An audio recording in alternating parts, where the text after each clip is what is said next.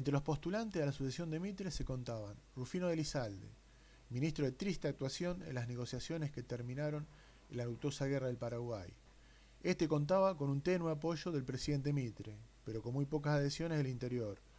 Tan solo el apoyo de los santiagueños Taboada, reciente vencedores de Felipe Varela en Pozo de Vargas, e incondicionales al mitrismo y poco más, lo cual no le alcanzaba para ser una verdadera opción de poder.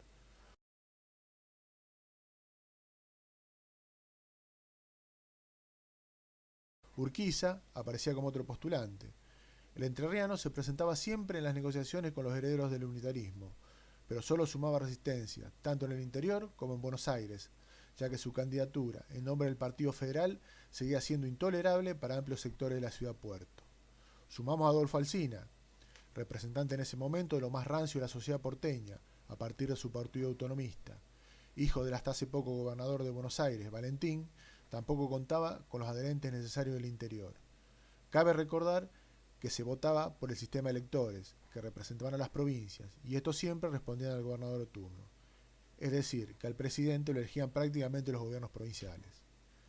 Por eso, en vísperas electorales, era muy común para la época revueltas para deponer o sustituir a tal o cual gobernador, de acuerdo a la conveniencia y el poder de los candidatos de turno.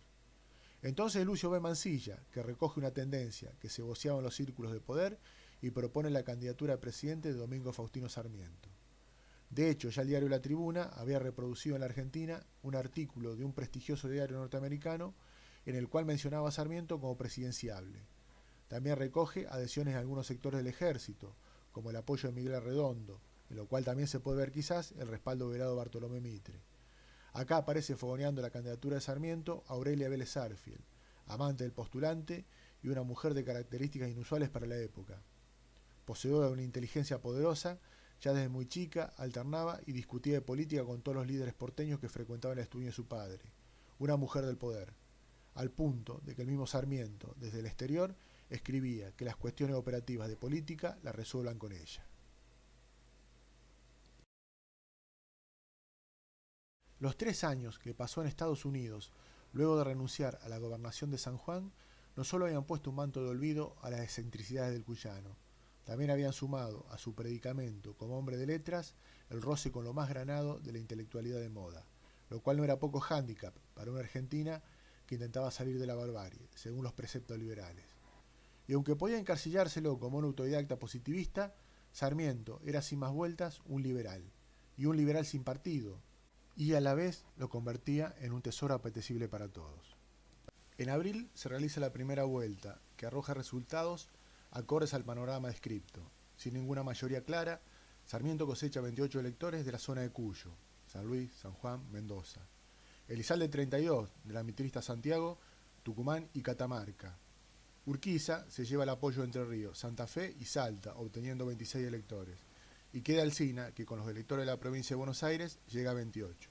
Hasta ahí, nada nuevo bajo el sol. Pero la ausencia de partido detrás de Sarmiento y la plasticidad negociadora de los autonomistas allanan el camino para plasmar la fórmula Sarmiento-Alsina. Este dibujo de Buenos Aires más provincia del interior es catalizador del voto de las indecisas Córdobas, La Rioja y Jujuy. Entonces, en agosto de 1868, mientras volvía de los Estados Unidos, Domingo Faustino Sarmiento era elegido en ausencia presidente de la Nación Argentina. Comenzaba la segunda de las denominadas presidencias fundacionales.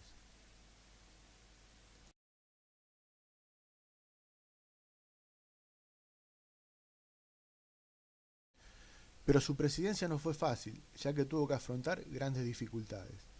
A principios de 1870, ya en las postrimerías de la Guerra del Paraguay, Sarmiento, que no era precisamente blando en el disciplinamiento de las provincias, como lo demostró con las intervenciones federales a San Juan, Corrientes y Salta, emprende una sorpresiva visita a Entre Ríos, donde el siempre enigmático Urquiza lo recibe en términos por demás cordiales.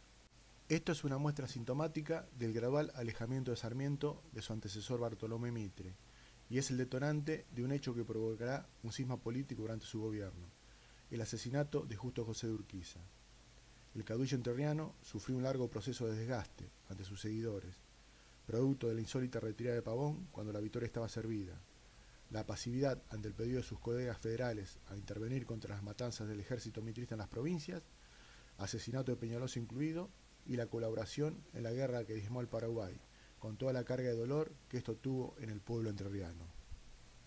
La visita de Sarmiento, con el detalle que lo hace a bordo de un barco que se llama Pavón, y el tenor de profunda confraternidad del encuentro entre ambos, fue la gota que rebalsó el vaso. Poco tiempo después, el 11 de abril, un comando capitaneado por Robustiano Vera y Simón Luengo irrumpe en el Palacio San José al grito de «Muerte al traidor Urquiza y vivas a López Jordán», y ultima al entonces gobernador.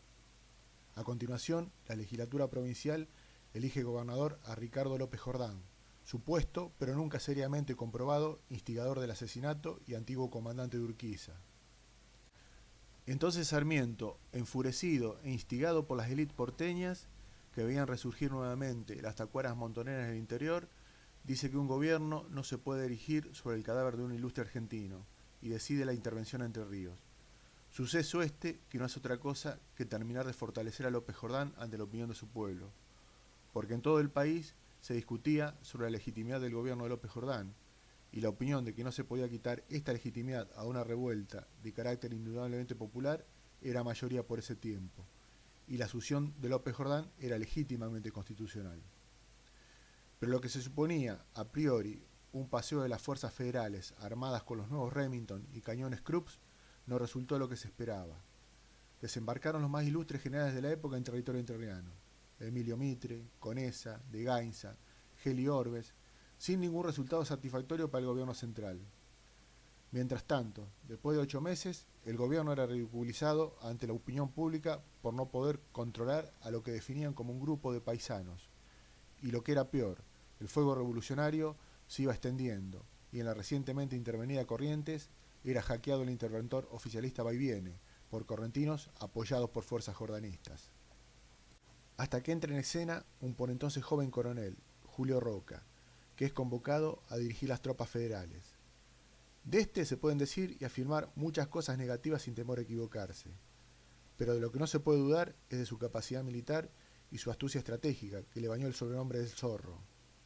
El 26 de enero de 1871, las fuerzas correntinas de Vaiviene, con el soporte fundamental del 7º de Caballería, al mando de Julio Roca, atacan sorpresivamente en tierra correntina y triunfan en la batalla de Ñaimbé, quedando desarticulado el ejército entrerriano. López Jordán se exilia en el Uruguay y comienza el vertiginoso ascenso de Julio Argentino Roca. Pero no tenía paz el sanjuanino, ya que un día después de Ñaimbé, en ese mismo enero de 1871, otro enemigo, que no respondía a ningún caudillo federal, que no portaba tacuaras montoneras, pero era mortal, acecharía al gobierno de Sarmiento y atacaba el lugar más preciado, que era la propia ciudad de Buenos Aires, la epidemia de fiebre amarilla. Ya en 1867 hubo una advertencia, con la epidemia de cólera que se cobró 600 víctimas, todas en los barrios de la periferia. Por eso, tal vez porque los muertos eran pobres, la advertencia no fue escuchada. En la Buenos Aires de entonces, en que la presencia del Estado como ordenador y gestor era nula, sin registros de cloaca, en tanto el agua que era bebida se mezclaba con los mismos desechos, se reproducían basurales a cielo abierto por doquier, y en pleno contacto con la población, los saladeros tiraban al riachuelo cantidad industrial de desperdicios de animales, y el hacinamiento en los sectores populares era corriente. En ese tórrido verano aterrizó y encontró hábitat apropiado para reproducirse a sus anchas el mosquito vector de la fiebre amarilla. Se supone que vino en un barco paraguayo que llegó a puerto en esa época, de ese Paraguay de posguerra, hackeado por las pestes y el hambre producto de la guerra. En plena fiesta de carnaval empezó la epidemia en los conventillos de San Telmo. El desconocimiento y la ignorancia de la época culpó de la enfermedad al contagio de los pobres, sin saber que el asesino serial era un mosquito. Mientras tanto se festejaba el carnaval, ante la creencia de que era un brote febril pasajero. Día a día la cantidad de muertos se multiplicaba. Ya no alcanzaban los coches fúnebres ni la cantidad de médicos. Los ataúdes se apilaban en las esquinas. En lo que por entonces era un campo de deporte, usado por alumnos del Colegio Nacional Buenos Aires, se improvisa un cementerio, a la postre el de la Chacarita. Para completar la ausencia del Estado, Sarmiento y su vice Alsina escapan de Buenos Aires. El 13 de marzo, encabezados por el doctor Roque Férez, se forma una comisión de lucha contra la fiebre, en la cual participan Argerich, Guido Hispano, Mansilla, Mitre y entre otros. La ciudad queda diezmada y en mayo empieza la línea descendente de defunciones, hasta que por fin, el 2 de junio de ese año, no se registran más casos. En esta ocasión, la naturaleza, tomó el rol del Estado y por intermedio del frío invernal terminó con la peste. Pero no todas fueron pálidas durante su presidencia. En 1870 realiza el primer censo nacional, herramienta imprescindible para elaborar un diagnóstico del país. Sarmiento, a instancia de su ministro de Educación, Nicolás Avellaneda, fue el gran propulsor de la Ley 1420, que promueve la enseñanza laica, gratuita y obligatoria a cargo del Estado. Por las presiones y por no poder disponer de mayoría parlamentaria, no pudo llevarlo a cabo, y entró en directa confrontación con la Iglesia Católica, que se oponía por razones religiosas y económicas, ya que esta era la principal proveedora de enseñanza, pero paga. No obstante, esta dificultad no le impidió darle un impulso gigante a la educación, que mediante la creación de 800 escuelas primarias llegó el número de alumnos de 30.000 a 100.000. El Colegio Militar, Escuela Naval, Observatorio Astronómico y Facultad de Ciencias Exactas son algunas de sus creaciones. A instancia de María, la mujer del prestigioso pedagogo estadounidense Horace Mann, reclutó maestras norteamericanas para mejorar el sistema educativo. También, luego de la epidemia, tomó nota que los problemas higiénicos impactaban directamente en la calidad de vida de los porteños y motorizó, aunque tarde, a partir del Estado, las obras de cloaca en toda la ciudad. Creación del telégrafo, suma de vías férreas y demás cuestiones que eran constantes del progreso de la época se materializaron con Sarmiento. Termina así la presidencia de uno de los personajes más contradictorios de la historia argentina, que gobernó de acuerdo a lo que pensaba. Tal vez por su formación autodidacta y positivista, fue un adorador del progreso como de lugar, entendiendo que la Argentina era un escenario en donde se debatían las nociones de civilización, encarnada en las ciudades emparentadas con lo europeo, y la barbarie localizada en las zonas rurales y comporizadas por el gaucho y el indio, con los que había que terminar por las buenas o por las malas.